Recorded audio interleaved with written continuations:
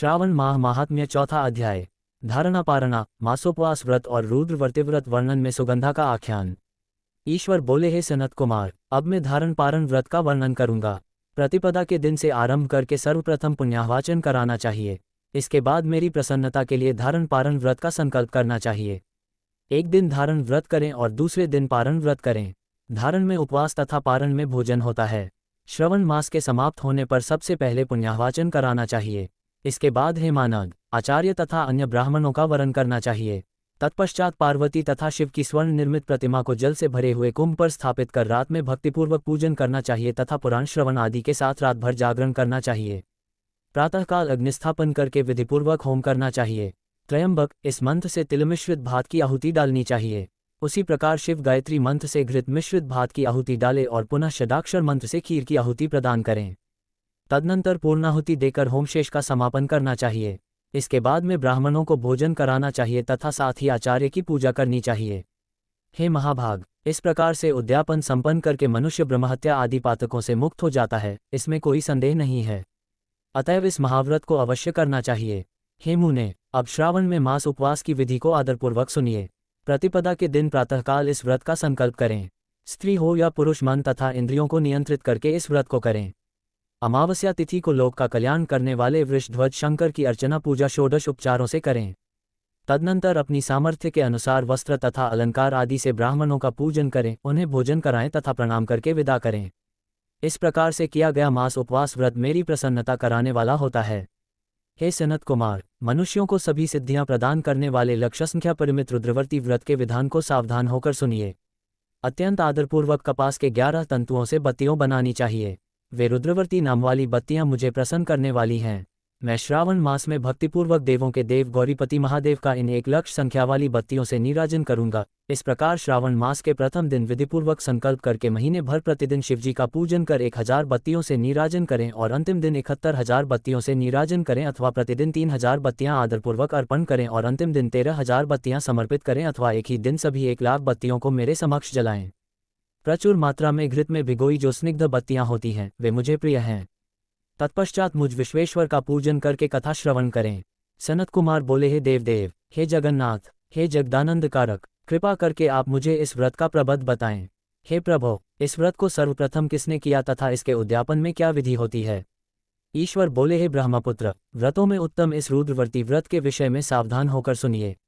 यह व्रत महापुण्यप्रद, सभी उपद्रवों का नाश करने वाला, प्रीति तथा सौभाग्य देने वाला, पुत्र पौत्र समृद्धि प्रदान करने वाला, व्रत करने वाले के प्रति शंकर जी की प्रीति उत्पन्न करने वाला तथा परमपद शिवलोक को देने वाला है। तीनों लोकों में इस रुद्रवर्ती के समान कोई उत्तम व्रत नहीं है। इस संबंध में लोग ये प्राचीन दृष्टांत देते हैं। क्षिप्रा नदी के रम्य तट पर उज्जैनी नामक सुंदर नगरी थी। उस नगरी में सुगंधा नामक एक परम सुंदरी वीरांगना थी। उसने अपने साथ संसर्ग के लिए अत्यंत दुसह शुल्क निश्चित किया था। 100 स्वर्ण मुद्रा देकर संसर्ग करने की शर्त रखी थी। उस सुगंधा ने युवकों तथा ब्राह्मणों को भ्रष्ट कर दिया था। उसने राजाओं तथा राजकुमारों को नग्न करके उनके आभूषण आदि लेकर उनका बहुत तिरस्कार किया था। इस प्रकार उस सुगंधा ने बहुत लोगों को लूटा था। उसके शरीर की सुगंध से कोस भर का स्थान सुगंधित रहता था। वह पृथ्वी तल पर रूप, लावण्य और कांति की मानो निवास स्थली थी।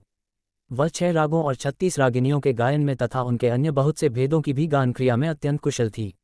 वह नृत्य में रंभा आदि देवांगनाओं को भी तिरस्कृत कर देती थी और अपने एक एक पग पर अपनी गति से हाथियों तथा हंसों का उपहास करती थी। किसी दिन वह सुगंधा कटाक्षों तथा भौं चलान के द्वारा कामबानों को छोड़ती हुई क्रीड़ा करने के विचार से क्षिप्रा नदी के तट पर गई। उसने ऋषियों के द्वारा सेवित मनोरम नदी को देखा। वहां कई विप्र ध्यान में लगे हुए थे तथा कई जप में लीन थे। कई शिवार्चन में रत थे तथा कई विष्णु के पूजन में तल्लीन थे।